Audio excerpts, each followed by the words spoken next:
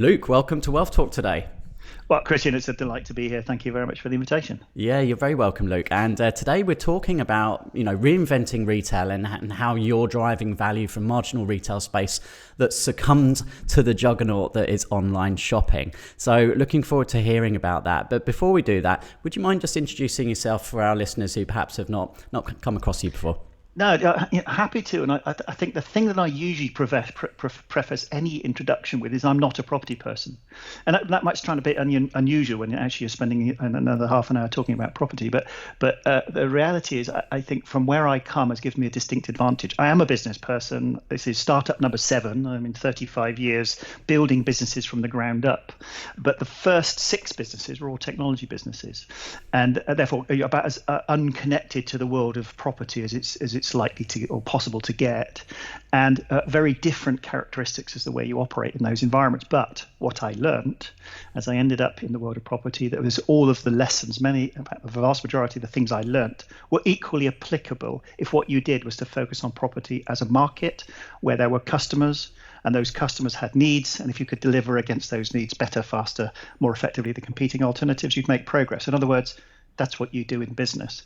So although I am not from property, I do think being not from property is an advantage because we look at the market and the world of property very differently from most. Yeah.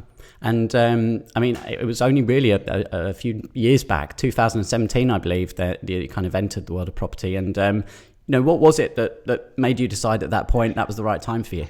Accident. Genuinely an accident, and yes, it is relative. We are relatively young, and I think Higgy House is one of those brands, because we put a lot of effort into building a brand and creating awareness in and around what we were doing. A lot of people assume we've been around forever. Well, actually, we haven't. What we've accomplished has been accomplished in a relatively short order. I found myself in the world of property by accident because I had a property that I didn't know what to do with. Like a lot of folk, kids, older children, grown up, left home, bigger house than you need. Question mark, what do we do with this? And I had just sold my business. I was now working for my last business. I was working for a large corporation now. I'd collected some cash. So I was sort of sitting there. And on the one hand, I had this asset, this property that's the family home that we'd owned for quite some while that was too big for our needs. On the other hand, I had some capital, some cash, thinking, well, what do I do next once I have done my earn out with this large corporation? Speaking to my wife, she didn't want me to do anything at all because she was fed up with the whole world of startups and all the pain that brings with it, not just for you but for everyone else in and around. And I said, I know what I'll do. I'll just buy some books. In other words, my natural instinct is to intellectually curious, get to know something about property. So I bought some books, and one of those was Simon Zucchi's book, Property Magic. Picked it up, didn't put it down. I thought, wow, there's some really interesting ideas in there that have started my brain sparking on what I might do. And in parallel with that, I had conversations with my children about how difficult it was for them as young adults, young professionals, young adults, making their way in the world to find good quality accommodation that met their needs as they perceive their needs to be today. And classic entrepreneur going, hang on a minute. There's loads of properties. I hear this all the time. There's loads of properties. There's loads of landlords. How come you can't find what you say you want and need? What is it you want to need? So I spent time then listening to them about what they felt they needed. And, a bit of scratching around. It's clear that there was a gap in the market. Let's call it that. And so Higgy House was effectively born out of that mix of things. And the next thing I know, I'm looking for more education. I go on to Simon's website, having looked at the book, and there's an accelerator. I'm on the accelerator, and halfway through the accelerator, which is a 3-day course, I put my hand in the air and said, this is intriguing enough and exciting enough, and I can see opportunity. I'm going to sign up for the 12-month program and get myself educated. So at least whilst I know how to build businesses, execute at scale, international, all that sort of good stuff, knew nothing about property, the technicalities of property. In fact, that's where I met Kevin, of course. So I went on the program and I begin to learn all of these things, and up popped WealthBuilders, and starting to talk about how I could use my SaaS more creatively. And at that point, I hadn't even imagined I could use it, because I was one of those sort of fairly typical entrepreneurs, I think, who who look at pensions as a bit of a pain in the arse, a bit of a ball ache. It's like, what am I going to do with this? I'm not sure I know what to do with this. And actually, it was Kevin then, and the conversations I had with WealthBuilders effectively helped unlock that as an asset that I now have been able to deploy that in the business, which has accelerated the growth of Higgy House from that point. So that's the long-winded answer to your very simple, apparently, question as to how I got started in property. Well, no, it's very interesting, and love to hear more about how you've used your SaaS as we progress. So I guess coming to the name then. So obviously, it's a very unique name. And Higgy House. So perhaps just spell it out for those that don't know, Luke, and tell us what's the origins of the name. Yeah, it's having a memorable name is an important part of any business building, any brand, in my opinion. If you truly are going to create something that has and occupies a position on everyone's mental shelf, then you've got to put a bit of effort into that name. You can't just have some long random name of words, list of words as your name. So these days, it's not about whether the limited company is available; it's whether the URL is available, right? So I have a little science, I suppose, but how when I'm starting to look for a new name for a business or a product or a brand, which is to try and find short, memorable names on the internet now. You have to be creative. And so what I was doing was I combined two languages together to create a unique word that has never existed, in the hope that no one else has spotted it, so that when I type it into GoDaddy, it would be available. I mean, that was as simple as where I started. And so I started down the path of taking, I don't know, the Finnish for comfortable and the Urdu for house, stitch them together and see if I had a word, type it into GoDaddy, and if the .com and everything was available, that's a candidate. I need a list of 50. 50 of them, all of which were not quite right. And then one day I was going, hygge. So if you're familiar with the Danish term hygge, which is spelled Hygge, there's no real literal translation in English, but it broadly means comfortable. So it's describing the environment as being a comfortable, warm, safe place. Think of it like that. Hygge and house. Well, Higgy would be how we would pronounce it in England. Let's misspell it, like Higgy in the middle, Piggy in the middle. So I went Higgy, Higgi. House, let's try and make it feel a bit continental European. Let's throw in the German for house, Haus, not House. Stuck it together, typed it into Google, available. I went Higgy, and I just remember shouting through to Delith, who was in the other room. Higgy House, she said, that's the one. And I just, and immediately purchased all of the URLs, all of the .coms, the .nets, all the various variants. And Higgy House was born. And so it's proven, it is memorable. People do know it. It does actually have meaning. So hygge, and house, I mean, it has appropriate context in the name. So I think we were a bit lucky.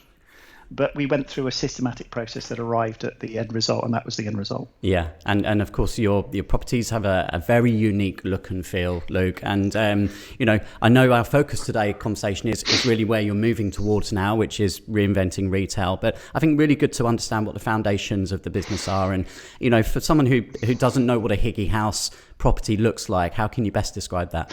But I think wherever we're going and wherever we've been, they're all connected. So it is a good point. So the aesthetic, let's describe it as that. The way the Higgy House looks has been very carefully contrived. In fact, contrive's the wrong word.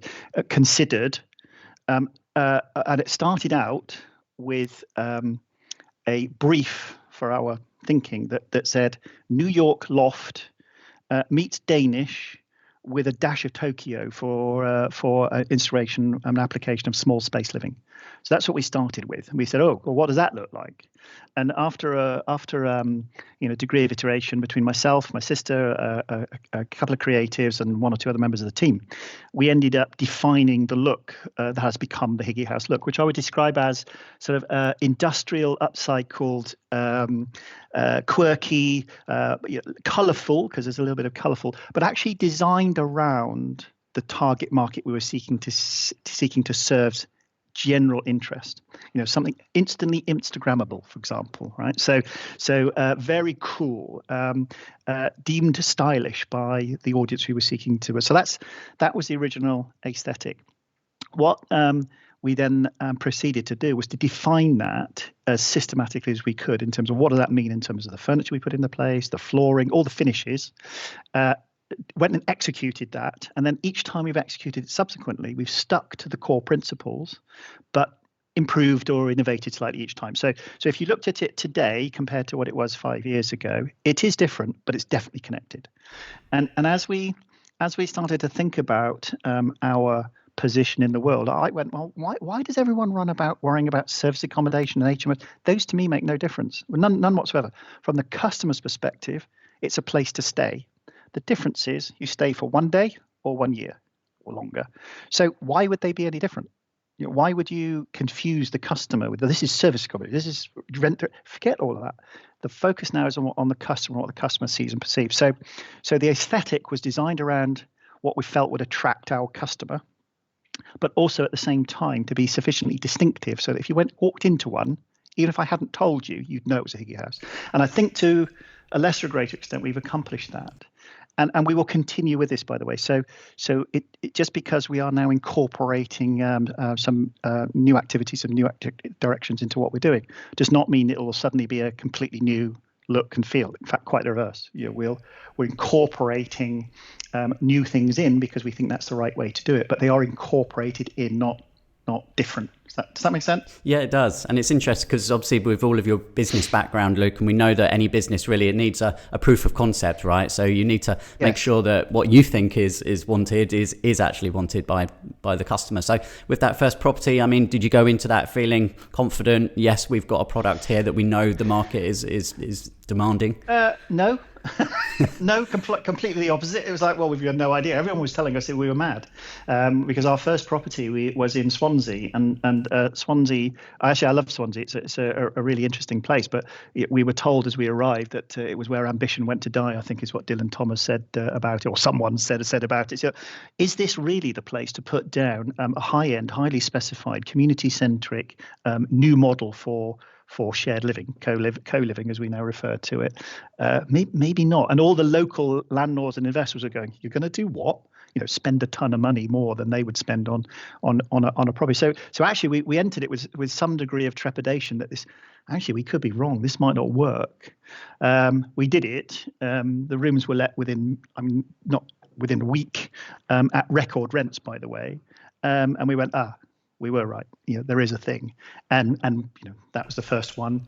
We did with our own money, by the way. We did have some investors involved, but I was effectively underwriting it all, taking all the risk, which I felt was the right thing to do. We did the first one, and now as they say, we continue to knock them out, and the same thing happens every time. I mean, the last one we had. We started the marketing before we had finished, which is customary because we've got models and other things from other properties. We sold 7 rooms without a single viewing 4 weeks before the building was even finished at record rents again.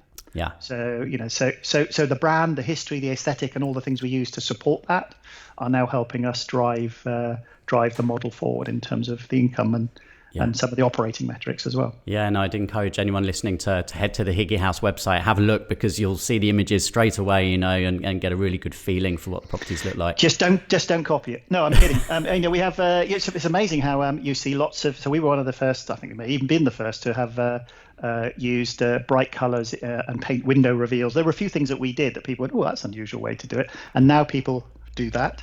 But I would always say I can look at something that's not Higgy House. You can go into something that's not Higgy House just because you paint the windows orange, or use the same scaff headboard as we do doesn't make it Higgy House. Because, and an important point just to flesh out a little bit on the question, there's an aesthetic, but there's also a couple of other things that are really important. How it looks is important, how it feels is important, and how it feels is not just about the space, but it's also about what you do to foster and create community. So how you gather, who you have in the house will make a difference. So how you go through the process of recruiting your housemate. We don't call them tenants, by the way, because I think that's abusive, right? It's tenant landlord somehow sets the wrong tone. It's their housemates, they're our customers. They're giving us money each month for a service. We have to deliver that service at a level that meets or exceeds their expectations. Very different way of thinking about it. But the community is about who is in the house, but it's also what you do when they're in the house. And that's partly design as well. So it's not just how it looks, it's also how you organize the space makes a big difference. The opportunity to to gather, to bump into one another as a group of strangers ostensibly when they arrive, and they do end up emerging friends. There's no question about it. So there's a layer of service that often gets missed by most investors, which is a little bit of investment of time and effort, but it produces extraordinary returns in terms of the rates people are prepared to pay, how quickly you can let the units, rooms, how long people stay, whether you have voids or not, your operating costs are lower. There's a whole bunch of real sensible reasons as to why investing a little bit of time and effort into let's call it the service layer that sits on top of the asset, is an important and sensible thing to do. I do get a lot of folk who come to me and say, do I really need to spend that much money and that much effort and that much time? The answer is, well, no. But if on the other hand, you want to produce record rents at 50% higher than market average, you want voids of 0%, you want to sell every room without a viewing, and you want 100% conversion, which is what we effectively got in the last property. If you would like all of those things, yes, do what I'm doing. If you don't want that, then don't do that. Yeah. It's entirely up to you. Yeah. And how many housemates typically will be in one of the properties, Luke? Well, so they are smaller. They're 5, 7, 6s, 10s, that sort of size. Although I've just agreed terms, despite us going on in a moment to talk about where we're headed, I've just agreed terms on a building yesterday, which will be our first 40-bed co-living unit. Right. Yeah. Okay. So scale is important in terms of financial returns, but also that was always where our ambition was. Yeah. How do you take a large commercial building and convert it into a 25, 30, 40, 50-bed, 150-bed co-living unit? That's where we're headed. Yeah. I mean, you joked a moment ago about not copying, but wealth building is all about collaboration, and I understand you have an investor program now that enables other people to collaborate with Higgy House. So maybe just let people know a little bit about that, if you don't mind, Luke. No, I'd happy to, because so up until now, most of the work that we've done for our own account, and at our own risk. So although we would borrow money and we would involve investors, it would be very typical arm's length term loans and those sorts of things. So we're making money for other people, but it was always you're in for a short period of time. And 18 months or so ago, I started thinking about how we might adjust what we do to more effectively involve others. Now I'm an entrepreneur, many years standing. I love working with entrepreneurs, as it happens. I accidentally started mentoring, and that was genuinely accidental. And I gathered a few people who thought I could help them, and then turns out I could. And I really enjoyed that. And then effectively out of that, and the strength of the Higgy House brand and the fact we've sort of systematized how we go about doing what we do, led me to conclude that the best thing for us to do right now to achieve our goals in terms of numbers and scale was to start effectively collaborating with others. In other words, we've done the proving, if you want. We've got the model. We've got the way we operate. I've got the team. Now what we should do is to grow more quickly towards our 10,000 units in 10 years, by the way. That's the objective. I need to work with other people. And so conceived of a program, which is a sort of business partner, investor partner program, whereby not only can you participate in deals that we do, so there's an element of joint venture now, so you can participate in deals that we do. We will also help and support our partner in building their own portfolio of Higgy House properties too, independent of us. And they can use our services. We might operate them on their behalf, depending on what they're wanting to accomplish. So we created this program where if you have capital and you're wanting to commit that capital to produce a return, and you are interested in Higgy House and our model, then now what you can do is work with me, the team Higgy, and we have a program where you can sign up for the program. Yes, there's a bit of money involved ourselves because we've got costs that we incur, but you become a partner of mine. You work with me. You participate in our deal flow. I mentor and support towards your business ambitions, whatever it is want to do. We even will help organise the senior debt, the money supplemental to your own equity investment, help fund and finance stuff. And on it goes. So I'm sort of looking now for a few. We have 4 already, by the way. So there are some already. We're starting to gather a little bit of momentum and folk starting to join us. Looking for just a small number more of individuals who are interested in really working closely with me and the team, and then we can help you accomplish your own objectives, but at the same time accomplish ours. So it's important to bear in mind that this is a mutually beneficial thing. I've got a big goal that I'd like to accomplish. I'm not going to do that on my own. I need help, support, and involvement of others, and this is a creative way for us to do that. Yeah, absolutely. No, it sounds fantastic, Luke. So 2020 comes along. We know. Yes. Yes. So how did this affect what you were doing, Luke, and how has that then sort of shifted the course for you in terms of your outlook? Well, our co-living business was fine, in fact. We were all a little nervous early on that our young professional market would all disappear home to mum and dad, and we'd have voids and vacancies. It didn't turn out to be that case at all. We put a little bit more effort into care and support. We put microwaves and all sorts of stuff in, and we did all the things that lots of other folk did too, just to make sure that our customer was looked after, and that helped. So really solid, in fact. We didn't lose a single day's rent throughout the entire period on our co-living businesses. The service accommodation business, which is the other business we have, which is based in Bristol, which is a mix of 1-beds, studios, we've got a couple of 2-beds, some houses, was hammered, right, as you might reasonably expect. So we had to pivot real hard and real fast early on. All the small stuff we switched to ASTs, and we just got creative with the houses as to how we would support people in the market who were eligible to rent, and there were a few. So we in fact we had at one point, for the bulk of lockdown 1 and possibly even 2, maybe into 3, we had a group of guys who were in Bristol repairing big buildings in the wake of Grenfell. They were fire folk. A crew of 17 guys that needed housing, all deemed eligible to continue to work through lockdowns because of the nature of what they were doing. I met the boss. The boss said, can you help me with 17? I just so happened to have 17 rooms. So we had all our properties effectively 100% occupied by switching quickly to, right, we'll focus on the contractors. Weekends were a washout, of course. Our typical leisure guests had gone, wasn't allowed to rent. But we were doing well enough with our mix of contractors and single lets, just to sort of bumble along and crash on through, I suppose. And we lost a little bit of money, but we did okay by pivoting that way. What then towards the tail end, as we everyone went, well, okay, the world continues on, and we're going to have to deal with it at some point, so we can't just sit there and stop. We continued to deliver our co-living buildings, continued to work through, as it were.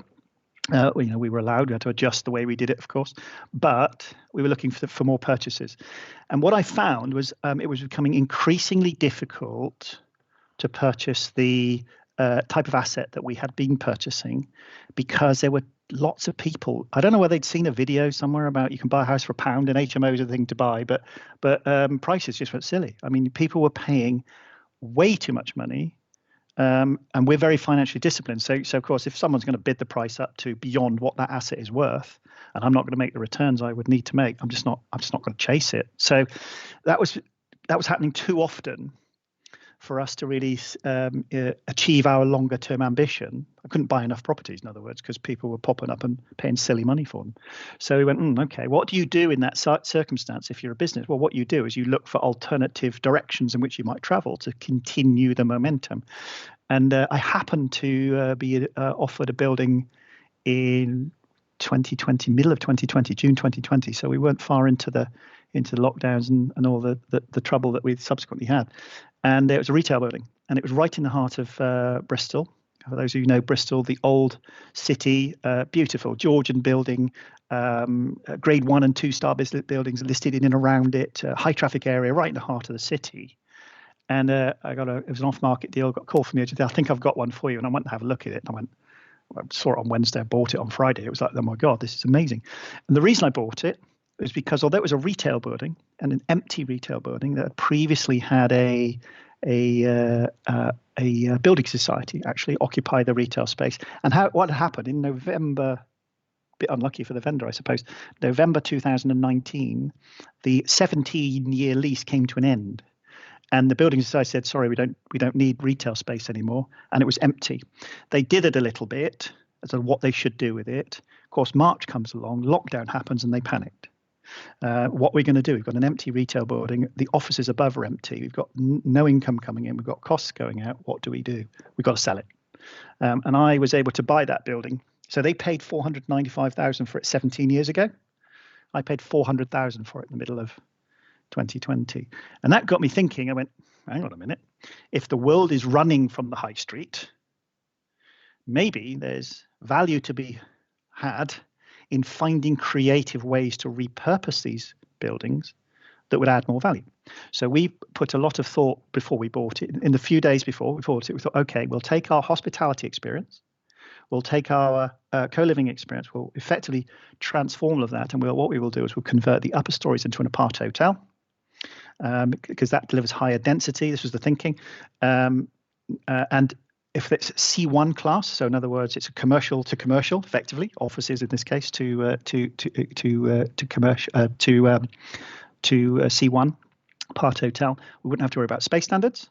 We could deliver the density that we want to deliver that makes it economically viable and work. And then what we're going to do with the retail space? Then we said, well, we'll revisit our original objective, which was co-working. So a combination of all of these, my thought were all of these people who've been forced to work from home, who are now fed up, tripping over dogs, cats, wives, husbands, working in cupboards, closets, and generally fed up with this, what felt like an exciting and interesting thing to be doing, at least for a few months, now is a pain in the backside, and will want the other human beings. We are social animals by our nature. So we thought, if we are able to reinvent retail premises on high streets, which are accessible to folk who just want a desk and to hang out with a bunch of folk a bit like them, then this is the right time for us to revisit co-working. And the Higgy Hub was born. So in essence, what we have conceived of at that point was, I won't call them distressed assets, but good value retail buildings that others are scratching their heads wondering what to do with it. As they're running, we're going back towards it, acquire those assets and have a product to put into it. So the upper stories would be an apart hotel, studio based, and then the what would have been retail would be converted into these desk based Higgy hubs, which are for local entrepreneurs, anyone really who wants to get out of the home and have a desk and a place from which to work that suits work, would sit underneath. And that's how this sort of hybrid apart hotel co-working model was. Anyway, literally a few weeks later, I got a call from another agent. Cardiff is another city we're interested in. And I took control of another one, which is well on its way. In fact, this month, we'll get planning permission for 16 lofts, studios, and 45 desks. And it's right smack in the middle of Cardiff. It's 200 metres from the station, a couple hundred metres from the new BBC headquarters. It's right in front of the St David's shopping centre. I mean, it's a perfect location, and we got a very good deal on the asset when one considers what it will be worth when we do what we do with it. And then I got another call. So this is how these things happen. And it was another agent of ours, friend of ours, who was operating in Cardiff too, and said, I think you need to come and talk to this individual, the owner of this building. He's just got planning permission to convert this hotel into 3 flats. I said, well, I'm not really interested in 3 flats. I mean, that's not our thing, really. He said, oh, come along. He's an interesting guy. Have a chat with him anyway. Anyway, long story short, later we took purchase lease option on a 7-bed, 7-bath boutique hotel in Cardiff Bay, because it has a massive car park, which is part of the deal, upon which we think we can build a 21-unit apart hotel, a 30-bed a 30-desk co-working unit, and convert the original hotel into a 10-bed, 10-bath co-living. So we'll have our first hybrid co-living, apart hotel, co-working, all in one physical site. Yeah. So Bal and I'm going, hang on a minute. So it's really tough over here. People are paying too much for these assets. And yet in this space, when we're talking about retail assets, hotels, I'm finding real value because we have a product that we can put into these that makes them more valuable than they are at present. Yeah. And that's effectively how our thinking evolved. And we then said, you know what, needs to become our strategic direction. So this whole hospitality business, we've got 5 years experience doing it anyway. Reinventing retail, creating these extraordinary Higgy House apart hotels and co-working hybrid hubs on Britain's high streets has become our strategic focus from this point forward. Yeah, it's so exciting, and I just want to dig into some of the creativity, Luke. As an entrepreneur of so many years, you can see the way your brain works here. And how did you go about restructuring? So, did you set Higgy Hubs as a separate company? You also mentioned purchase lease option there. So, for anyone perhaps not familiar with that term, can you explain the benefit of using that? One of the other things I learned through the mastermind program, and in fact, in conversations with Kevin in the early days, was control assets. You can control assets, and you don't have to own them. And so I can mitigate and manage risk by taking options on buildings subject to planning. So that's typically what we would do. We would normally not acquire an asset unless that asset very clearly we were allowed to do what we wanted to do with it. If we didn't, because it needed planning permission, then we would sign an option on the building to buy it subject to securing planning. So that's a very typical way for us to approach it. And that's just there's one thing being driven and creative and wanting to grow, but there's also managing risk as you do it. So this is a way of doing that. We don't get caught with a building that we can't then do what we want to do with it, and we're struggling to flip it on. So that's part. So that's a purchase option. So just the right to buy it, but not the obligation if you achieve something. Now, the purchase lease option is where we are effectively not only taking the option to purchase it, but we're also operating the building. So in this particular case, we took on the hotel on a purchase lease option, subject to planning, but also have taken a 5-year lease on the building because that building is now being folded into what we call our milestone events business, our groups of young people on weekends. And so we're actually generating, in fact, it's generating about 5,000-6,000 of net cash per month as an asset that we're actually operating as part of our business. In addition, we're going to use that capital to fund the planning permission, all the drawings and everything else that we're going to need. Once we get planning permission, we'll execute our option to buy it at the prices agreed at the beginning of the contract. That's effectively what a purchase lease option is. So it allows us to generate, and I did genuinely pay £1. Right, so it is classically one of those buy a building for £1, which is a consideration for the lease contract, and so that's what that is. And so we will always use tools or techniques like that to control assets for as little cash as possible and as low as risk as possible. But that's what those are. Now, let's come on to how you've used your pension. You mentioned this at the beginning. This was obviously the first connection with WealthBuilders and with Kevin, understanding that you have got a pension from previous life and you're now using that in property. So yes. How has, and you've created a SSAS pension, how has that allowed you to be even more creative and build more wealth, Luke? Well, in the first instance, we did what everyone does. So we took half of it and loaned it to other developers, and we took half of it and did the loan back thing. So we've done the sort of the basics, if you like. But what I actually realized as we started to shift our direction was that with residential, as anyone knows who's got SSAS, residential is challenging. There are issues that surround it and risks that you're taking by definition. If you switch to commercial, and bear in mind what we're doing is now commercial to commercial. We're not doing commercial residential, we're doing commercial to commercial. It means that a pension, your SSAS can own it directly, can own shares in it. There's a lot more flexibility to how and 100% of your pension can be directed towards this effort. So what it's allowed me to do is to rethink how I'm using my own SSAS.